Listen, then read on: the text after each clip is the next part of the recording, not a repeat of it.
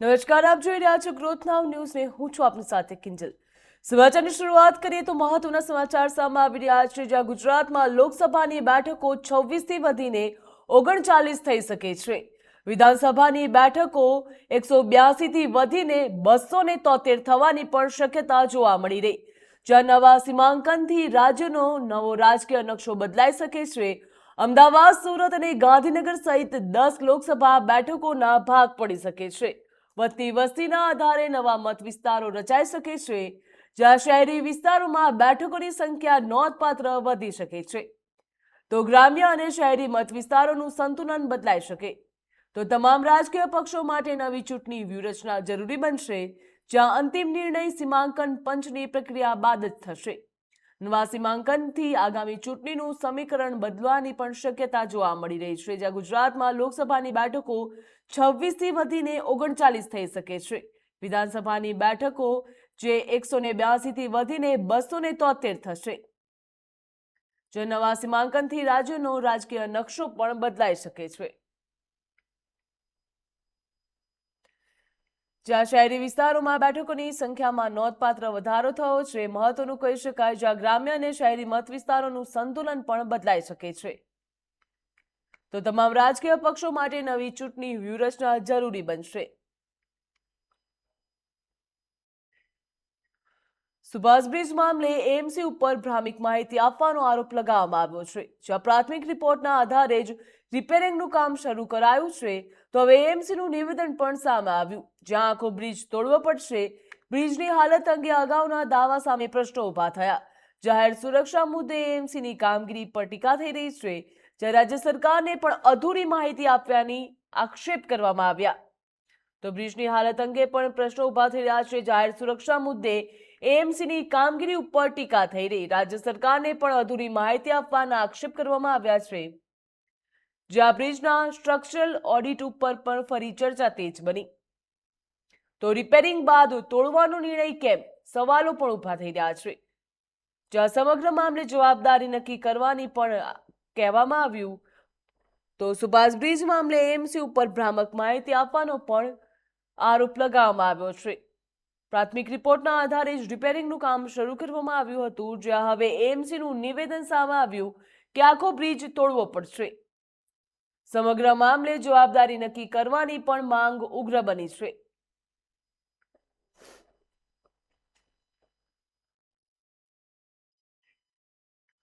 અમદાવાદના સુભાષ બ્રિજને લઈને ચિંતાજનક પરંતુ મહત્વપૂર્ણ માહિતી સામે આવી। આખરે 1 મહિના પહેલા બ્રિજના પિલરમાં તિરાડ જોવા મળી હતી, તેની તપાસ શરૂ કરવામાં આવી હતી, જ્યાં શરૂઆતમાં કરાયેલા સેમ્પલ ટેસ્ટમાં કોઈ મોટી ખામીઓ સામે આવી ન હતી, પરંતુ બાદમાં કરવામાં આવેલા વિગતવાર ટેસ્ટિંગમાં પિલરની માળખાકીય ખામીઓ પ્રકાશમાં આવી। 53 વર્ષ જૂના આ બ્રિજ માટે હવે નવી ડિઝાઇન તૈયાર કરવાના નિષ્ણાંતોના અભ્યાસ માટે મોકલવામાં આવ્યો છે, જ્યાં નિષ્ણાંતોના સૂચનાના આધારે જો પિલર સહિત સમગ્ર બ્રિજને તોડી નવી ડિઝાઇન પ્રમાણે પુનઃનિર્માણ કરવામાં આવે તો આ બ્રિજ આગામી 100 વર્ષ સુધી સુરક્ષિત અને ઉપયોગી બની શકે છે। જ્યારે આ ક્રેક નોંધાયેલી હતી તે વખતે આપણે આ કામગીરીના કોલમ્સમાં એટલે પિયર્સમાં ટેસ્ટિંગ કરવામાં આવેલું હતું। સ્લેબમાં ટેસ્ટિંગ, રેન્ડમ ટેસ્ટિંગ બધાના કરવામાં આવેલા હતા, ઇવન વેલ ફાઉન્ડેશનમાં ટેસ્ટિંગ પણ સમયની જરૂરિયાતને અનુસંધાને જે તે સમયે આ ટેન્ડર ઈપીસી મોડ પર લેવામાં આવ્યું હતું, મંગાવવામાં આવેલું હતું, જેની અંદર કોન્ટ્રાક્ટરની સંપૂર્ણ જવાબદારી હોય છે કે તેણે સંપૂર્ણ ડિઝાઇન કરી અને મંજૂર કરાવી અને પછી આગળ કામગીરી કરવાની થતી હોય છે। જ્યારે કામગીરી શરૂ કરી, એક બાજુ ડિમોલિશનની કામગીરી ચાલતી હતી અને ડિટેલ ટેસ્ટિંગની કામગીરી થઈ, ત્યાર પછી એવું જણાયેલું હતું કે આની અંદર કોલમને એટલે પિયરને રિપ્લેસ કરી દેવા વધારે હિતાવહ જણાય છે, જેથી કરીને કન્ટિન્યુઅસ 100 વર્ષના લાંબા ગાળાનું આયોજન થઈ શકે। અત્યારના નોર્મ્સ, જ્યારે આ બ્રિજ બનાવવામાં આવ્યો તે 53 વર્ષ પહેલાના નોર્મ્સ અલગ હતા, અત્યારે એસવી લોડિંગ પ્રમાણે જરૂરિયાત અલગ છે। નોર્મ્સમાં ઘણા બધા સુધારા વધારા થયેલા છે, સ્કાવર ડેપ્થમાં પણ ઘણા બધા સુધારા વધારા થયેલા છે। એના અનુસંધાને આ ડિઝાઇન રજૂ કરતા અમે કોર્પોરેશન તરફથી આઈઆઈટી રૂરકી, આઈઆઈટી ગાંધીનગર અને બેસ્ટ એટલે 3 એક્સપર્ટ ઓપિનિયન લેવામાં આવ્યા હતા। એ ત્રણના ઓપિનિયન પ્રમાણે જે ડિટેલ ટેસ્ટિંગ થયું એના ઉપરથી ઓપિનિયન આપવામાં આવ્યો કે આના બદલે અત્યારની જે કરંટ સજેશન અમે આપી રહ્યા છીએ એ પ્રમાણે પોર્ટલ ફ્રેમ પ્રમાણે જો આ કન્સ્ટ્રક્શન કરવામાં આવે તો 100 વર્ષ સુધીની લાઈફ પ્રમાણે આ બ્રિજ ડિઝાઇન કરી શકાય, લાંબા ગાળાનું આયોજન થાય, અનડિવાઇડેડ કેરેજવે થાય, જેથી કરીને અકસ્માતની પણ સંભાવના નકારી શકાય. એ પ્રમાણે આ નવી ડિઝાઇન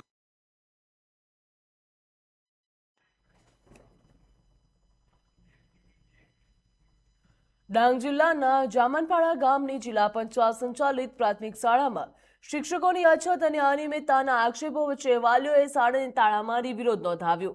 ધોરણ 1 થી 5માં માત્ર 11 વિદ્યાર્થીઓ માટે એક જ શિક્ષકની વ્યવસ્થા હોવાનો અને શિક્ષકો વારંવાર બદલાતા હોવાના આક્ષેપો કરવામાં આવ્યા. ગ્રામજનોનું કહેવું છે કે દર 15 દિવસ કે મહિને શિક્ષક બદલાઈ જતા બાળકોના અભ્યાસ ઉપર ગંભીર અસર પડી છે અને રજૂઆતો છતાં પણ સમસ્યાનો ઉકેલ ન આવતા વાલીઓએ આ પગલું ભર્યું. જોકે તાલુકા શિક્ષણ અધિકારીએ જણાવ્યું કે શિક્ષક નિયમિત આવે છે અને પરંતુ બદલતી પામેલા કાયમી શિક્ષકને અગાઉની શાળામાંથી મુક્ત ન કરાતા તેઓ હજુ સુધી અહીંનો ચાર્જ સંભાળી શક્યા નથી.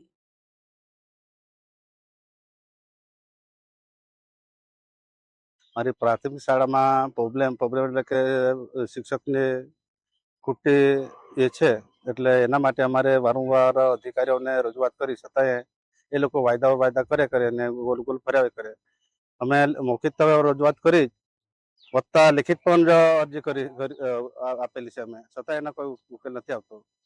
અરજી કરી એના થોડાક સમય પછી અહીંયા આવીને શિક્ષણ ખાતાના અધિકારી અને શિક્ષણ સંઘના ચેરમેન પણ આવેલા અહીંયા. એ લોકોએ વાયદો કરેલો કે 2 મહિના સુધીમાં અમે તમને આ બધું એનો પ્રશ્નનો હલ સોલ્વ કરી દઉં, પણ હજુ સુધી એનો કોઈ સોલ્વ નથી આવતો. હવે મહિનામાં 2 શિક્ષક બદલાય, 15 દાડે બદલાય, કેન્દ્રમાંથી આવે. કયો શિક્ષક કઈ રીતે ભણાવી જાય, કયો શિક્ષક કઈ રીતે ભણાવી જાય, એટલે વાલીઓનો વિશ્વાસ હવે ઉઠી ગયેલો છે. એટલે હવે જ્યાં સુધી રેગ્યુલર શિક્ષક નહીં મૂકે ત્યાં સુધી અમારે છોકરા નથી છું અને અમારા છોકરા જે અહીંયા 2 છોકરા છે 1 થી 1.5 વર્ષ થયા પણ સારી રીતે શિક્ષણ નથી મળતું. એના કારણે અમે અમારી એ જ માંગ છે કે જ્યાં સુધી અહીંયા સારી રીતે ટીચરોને મોકલે ત્યાં સુધી અમારા છોકરા અહીંયા ભણવાના અમે મોકલવાના નથી અને અમે અહીંયા ટાળો મારી મૂકેલો છે અને અમારી એ જ માંગ છે કે અમારા બાળકોને 1 થી 4 ધોરણ સુધી અહીંયા ભણાવે છે, તો એમાં કોઈ શિક્ષક 15 દિવસ તો આવતો છે, એમાં શિક્ષણ હરખી રીતે મળતું નથી બાળકોને. એટલે અમારી એ માંગ છે કે બાળકોને જ્યાં સુધી સારી ના, અત્યારથી શાળા શરૂ થઈ ત્યારથી એક શિક્ષકની કામગીરી આપવામાં આવેલ છે અને જે શિક્ષક નિયમિત શાળામાં આવે છે. અમારી પાસે એવી કોઈ રજૂઆત કરવામાં આવી નથી કે શિક્ષક નથી આવતા. રજૂઆત કરવામાં આવી છે એના અનુસંધાને જાન્યુઆરી 2026માં ઓનલાઈન બદલી કેમ્પ થયો. એ વખતે શાળાની પસંદગી કરતા એક શિક્ષકે આ શાળા પસંદ કરેલી છે, જે સુબીર તાલુકાના શિક્ષક છે. ત્યાંથી એમને હજી છૂટા કરવામાં આવ્યા નથી. રાજકોટના જંગલેશ્વર વિસ્તારમાં થયેલા ડિમોલેશનની કામગીરી દરમિયાન કાજુ કતરી અને નાસાના ખર્ચને લઈને ઉઠેલા વિવાદ વચ્ચે રાજકોટ મનપાના આરોગ્ય અધિકારીએ સ્પષ્ટતા કરી. તેમણે જણાવ્યું કે 3 દિવસ સુધી ચાલેલી આ મેગા ડિમોલેશનની કામગીરીમાં કુલ 4800થી વધુ કર્મચારીઓ અને અધિકારીઓ તૈનાત હતા, જેમાં પોલીસ, આરોગ્ય તેમજ ફાયર, પીજીવીસીએલ, મેડિકલ ટીમો, મજૂરો, વિડીયોગ્રાફર સહિત વિવિધ વિભાગોના સ્ટાફનો સમાવેશ થતો હતો. તમામ માટે ચા, પાણી અને નાસ્તાની વ્યવસ્થા માન્ય સંસ્થાને કોન્ટ્રાક્ટ આપીને કરવામાં આવી હતી. કાજુ કતરી અંગે તેમણે જણાવ્યું કે પ્રેસ કોન્ફરન્સ દરમિયાન સમોસા અને કાજુ કતરીની વ્યવસ્થા કરવામાં આવી હતી. માત્ર 40 થી 50 પત્રકારો 34,000 રૂપિયાની કાજુ કતરી કેવી રીતે ખાઈ શકે તે પોતે જ મોટો સવાલ હોવાનું કહી રહ્યા હતા. સમગ્ર ખર્ચ કામગીરીમાં જોડાયેલા હજારો કર્મચારીઓ માટે થયેલો હોવાનું સ્પષ્ટ કર્યું છે. તો રાજકોટ મહાનગરપાલિકા દ્વારા જે છે એ ડિમોલિશન અંતર્ગત વિવિધ પ્રકારની કામગીરીના જે છે એ માન્ય કમિશનર સાહેબની સહીથી આદેશ થઈ આવ્યા હતા. એ અનુસંધાને ખાસ કરીને સ્થળ ઉપર એટલે કે ડિમોલિશનની કામગીરીમાં સમયનો વ્યય ના થાય, આ ઉપરાંત માનવ કલાકોનો વ્યય ના થાય, એ અંતર્ગત જે છે સ્થળ ઉપર એટલે કે સવારે વાહનો રવાના થાય એ સ્થળે, ઉપરાંત પોલીસ સ્ટાફ જે છે રવાના થાય એ સ્થળે, પોલીસ સ્ટાફ ઉપરાંત ડિમોલિશન સાથે સંકળાયેલ તમામ સ્ટાફ જે છે એમને સ્થળ ઉપર જ રિફ્રેશમેન્ટ એટલે કે ચા, ઉપરાંત બપોર બાદની ચા અને ખાસ કરીને બપોરે પેકેજ લંચ જે છે એ સ્થળ ઉપર જ મળી રહે, જેથી કોઈ પણ પ્રકારના સુરક્ષા ઉપરાંત કોઈ પણ અન્ય ઇસ્યુ ક્રિએટ ના થાય એવી અંતર્ગત આ પ્લાન કરવામાં આવ્યું હતું. એનું અનુસંધાને રાજકોટ મહાનગરપાલિકાની ફૂડ શાખા દ્વારા જે છે એ વિવિધ ડેઇલી જે છે એ તમને સૌપ્રથમ તો સ્ટાફ કેટલો હાજર હતો એની ડિટેલ આપણો માન્ય કમિશનર સાહેબના અધ્યક્ષસ્થાનમાં આપણે એક પ્રેસ કોન્ફરન્સનું આયોજન કરવામાં આવ્યું હતું.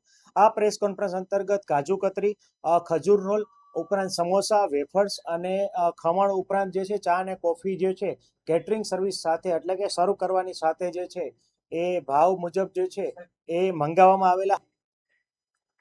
અમદાવાદ મહાનગરપાલિકાની સ્ટેન્ડિંગ કમિટીની બેઠકમાં સુભાષ બ્રિજ અને મોટા પ્રોજેક્ટોની કામગીરીને લઈને મહત્વપૂર્ણ ચર્ચા કરવામાં આવી.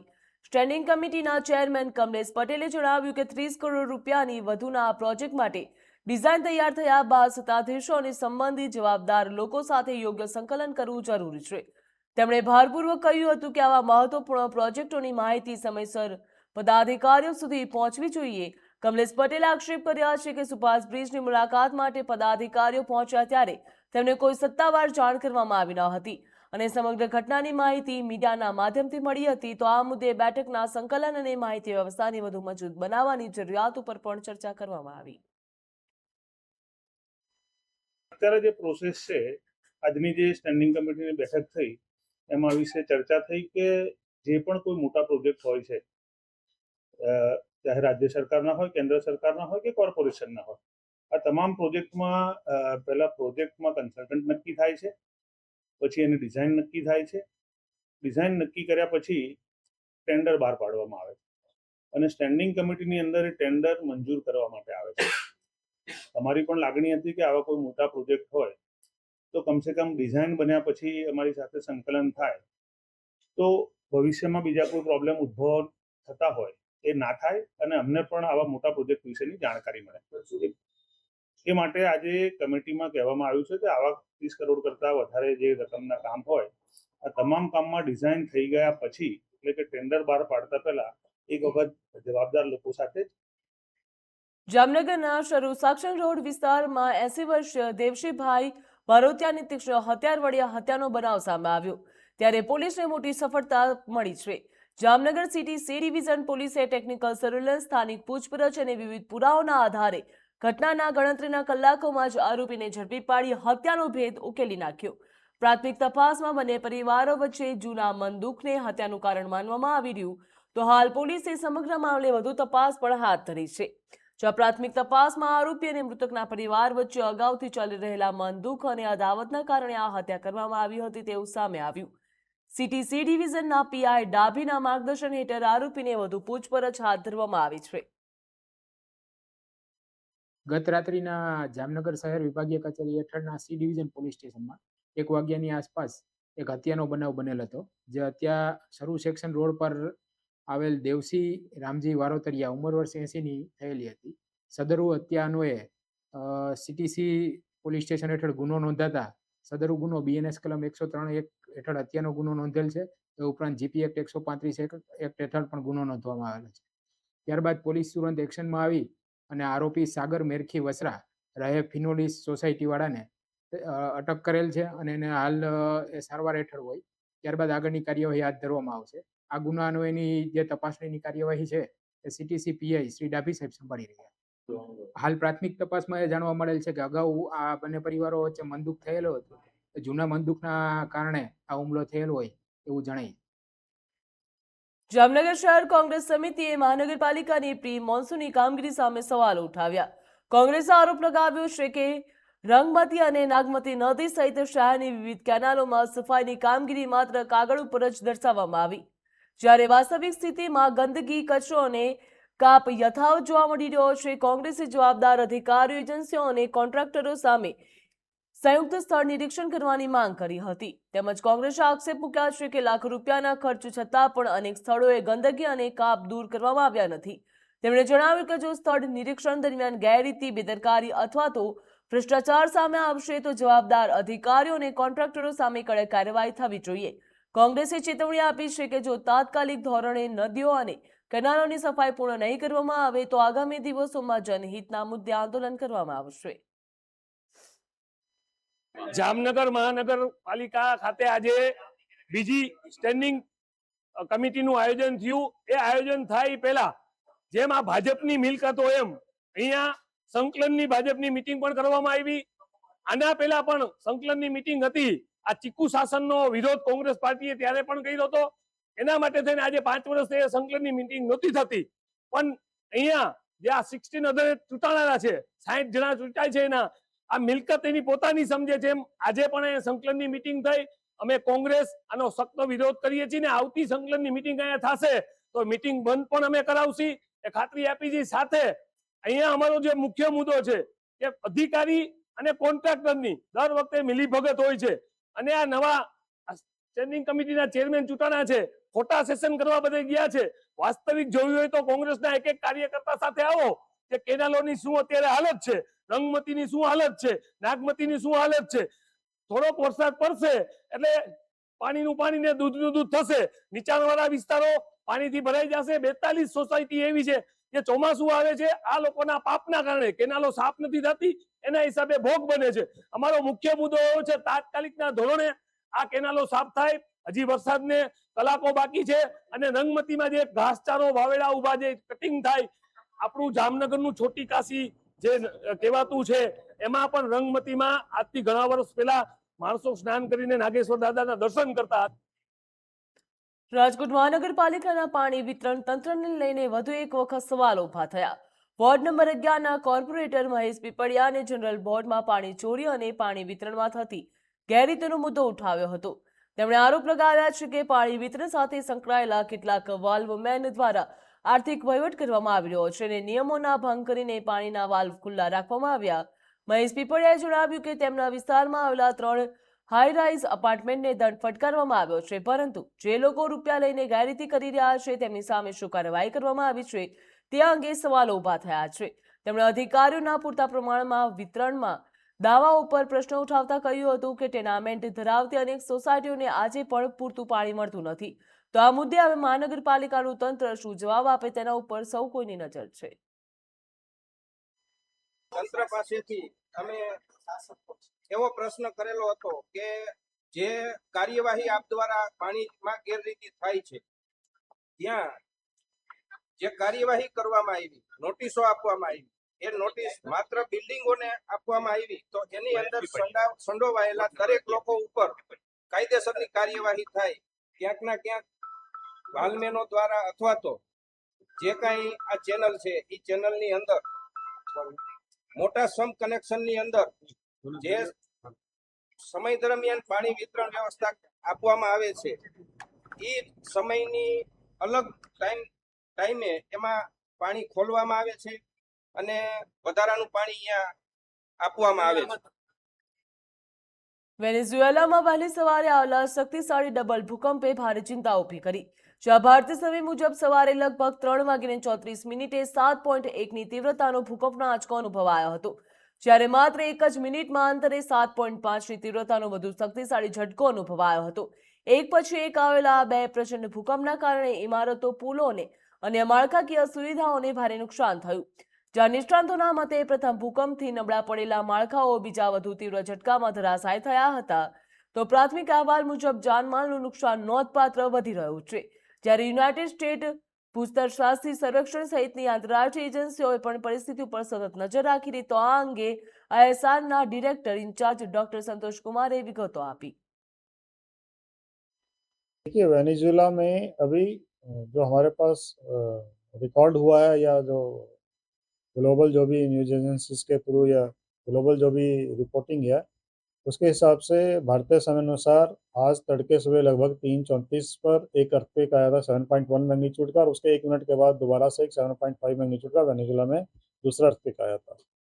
इस 2 अर्थक्वेक्स 1 मिनट के अंदर इतने मेजर अर्थक्वेक आने के कारण वहाँ पे जानवर माल का नुकसान होने की संभावना बहुत ज़्यादा है, क्योंकि पहला जो अर्थक्वेक है उसके कारण जो भी वहाँ पे स्ट्रक्चर्स या बिल्डिंग या घर रहे होंगे उनमें ऑलरेडी काफ़ी नुकसान हो गया होगा, वो बिल्डिंग कमज़ोर हो गई होंगी. उसके तुरंत 1 मिनट के बाद जब दूसरा भूकंप इतना 7.5 मैग्नीट्यूड का आया है तो जो पहले से वहाँ इमारत, बिल्डिंग्स, ब्रिजेस वगैरह वगैरह रहे होंगे उनमें जो पहले से नुकसान रहा होगा, उनमें जो दरारें आ गई होंगी, उनके कारण उनमें और ज़्यादा नुकसान हुआ होगा. और बिल्डिंग के गिरने के हिसाब से ही, किसी भी स्ट्रक्चर्स के गिरने के हिसाब से ही जानवर माल का नुकसान होता है. तो ऐसी बहुत सारी संभावना है कि वहाँ पर बहुत ज़्यादा जानवर माल की हानि हुई होगी. अभी तक जैसे कि हमने भी समाचारों में पढ़ा है, हमारा कोई अपना खुद का विश्लेषण नहीं है, लेकिन लगभग 10,000 लोगों की यहाँ पे जान और माल की हानि के नुकसान की संभावना है। और एक अंतर्राष्ट्रीय संस्था है USGS, जिसके अनुसार यह आंकड़ा बहुत ज़्यादा बढ़ અમદાવાદ મ્યુનિસિપલ કોર્પોરેશન દ્વારા તેની વિવિધ મહત્વપૂર્ણ સમિતિઓના નવા અધ્યક્ષોની જાહેરાત કરવામાં આવી. શહેરના શાસન અને વિકાસ સાથે જોડાયેલી આ સમિતિઓના વિવિધ વોર્ડના પ્રતિનિધિઓની જવાબદારી પણ સોંપવામાં આવી છે. જોઈએ આ વિગતવાર અહેવાલ. અમદાવાદ મ્યુનિસિપલ કોર્પોરેશન દ્વારા ગુરુવારે વિવિધ સમિતિઓના નવા અધ્યક્ષોના નામોની જાહેરાત કરવામાં આવી છે. ભાજપના પૂર્વ શહેર જનરલ સેક્રેટરી પરાગ નાયકને Ahmedabad municipal transport service AMTS સમિતિના અધ્યક્ષ તરીકે નિયુક્ત કરવામાં આવ્યા છે, જ્યારે અન્ય સમિતિઓના અધ્યક્ષોની યાદી પણ જાહેર કરવામાં આવી છે. અમદાવાદ મહાનગરની અંદર આજના પહેલા બોર્ડમાં ભારતીય જનતા પાર્ટી દ્વારા નવનિયુક્ત ચેરમેનની ઘોષણા કરવામાં આવી છે. બોર્ડની અંદર અમારા એજન્ડા બેઠકમાં આવનાર સમયમાં હવે ટૂંક સમયમાં બોર્ડની શરૂઆત થશે. MTSના ચેરમેન તરીકે પરાગભાઈ નાયક અને એમની સાથેના 8 સભ્યોની નિયુક્તિ કરી છે. હાઉસિંગ વિભાગના EW આવાસ યોજનાની અંદર Darshanbhai Jaswantlal Shah, Mukeshbhai Ravjibhai Patel revenue committee, Vipulbhai Jitubhai Patel Naroda legal committee, material management committee તરીકે હિતેન્દ્રભાઈ બાબુલાલ પરમાર, હિતેન્દ્ર બાબુલાલ પરમાર સાપુરના કાઉન્સિલર છે. ડિમ્પલબેન વીરચંદાની સરદારનગરના કોર્પોરેટર શ્રી છે. એમની જવાબદારી મહિલા અને બાળ કલ્યાણ. બેચરદાસ દવાખાનામાં વૈશાલીબેન ભાવેશભાઈ પટેલ અને કમલેશભાઈ રામાભાઈ પટેલ. વેટરનરી કમિટીમાં ડૉક્ટર જયમિનીબેન ધર્મેશભાઈ દવે અને હેમાંગભાઈ ચિરાગભાઈ શાહ. વાડીલાલ સારાભાઈ કમિટીમાં રાજેશભાઈ પ્રહલાદભાઈ ઠાકોર, અમિતભાઈ વિનોદચંદ્ર પરમાર, નીતાબેન દીપકભાઈ દેસાઈ, ગિરીશભાઈ વણઝારા અને ડૉક્ટર હેમંતભાઈ ભટ્ટ ખાડિયાના છે. Hospital committee doctor Chandniben તેજસભાઈ Patel અને ડેપ્યુટી ચેરમેન તરીકે રાજેન્દ્ર રણછોડભાઈ જાની. જીતેન્દ્રભાઈ ખાચરિયા સ્ટેડિયમ વોર્ડના કાઉન્સિલર છે. એમની રિક્રિએશન કમિટીમાં જવાબદારી આપી છે ચેરમેન તરીકેની. અને રેખાબેન ભાવેશભાઈ દેસાઈ અમરેવાડીના છે, એમની ડેપ્યુટી ચેરમેન તરીકે. ભાગ્યેશભાઈ રજનીકાંતભાઈ પટેલ ટાઉન પ્લાનિંગ અને એસ્ટેટ કમિટીના ચેરમેન તરીકેની એમની નિયુક્તિ કરવામાં આવી છે. અને દિવ્યાબેન નિકુંજકુમાર ખાખી એ નરોડાના છે. ધરમસિંહભાઈ માલજીભાઈ દેસાઈ બોડકદેવના કાઉન્સિલર છે, ભૂતપૂર્વ MTSના ચેરમેન છે. એમની વોટર સપ્લાય અને સુએજ કમિટીના ચેરમેન તરીકેની જવાબદારી. જૈનિકભાઈ વકીલ પાલડી વોર્ડમાંથી આવે છે અને પ્રવીણભાઈ અંબાલાલ ઘાટલોડિયા વોર્ડના. એમની રોડ એન્ડ બિલ્ડિંગ કમિટીમાં ચેરમેન વાઇસ ચેરમેનની જવાબદારી છે. હેલ્થ અને સોલિડ વેસ્ટ દીપકભાઈ પંચાલ અને રાકેશભાઈ ચીમનભાઈ પટેલ ભાઈપુરા, એમની હેલ્થ અને સોલિડ વેસ્ટમાં જવાબદારી નિયુક્તિ કરી છે. આ ઉપરાંત staff selection and appointment committee તેમજ VS જનરલ હોસ્પિટલ અને ચિનાઈ પ્રસૂતિ ગૃહના બોર્ડ ઓફ મેનેજમેન્ટના ચેરમેનની નિમણૂક પણ કરવામાં આવી હતી. કમિટી અને તેના અધ્યક્ષોના નામ જાહેર થતાં જ હવે વિકાસ કાર્યોને વેગ મળશે. બ્યુરો રિપોર્ટ, ગ્રોથ નાવ ન્યૂઝ.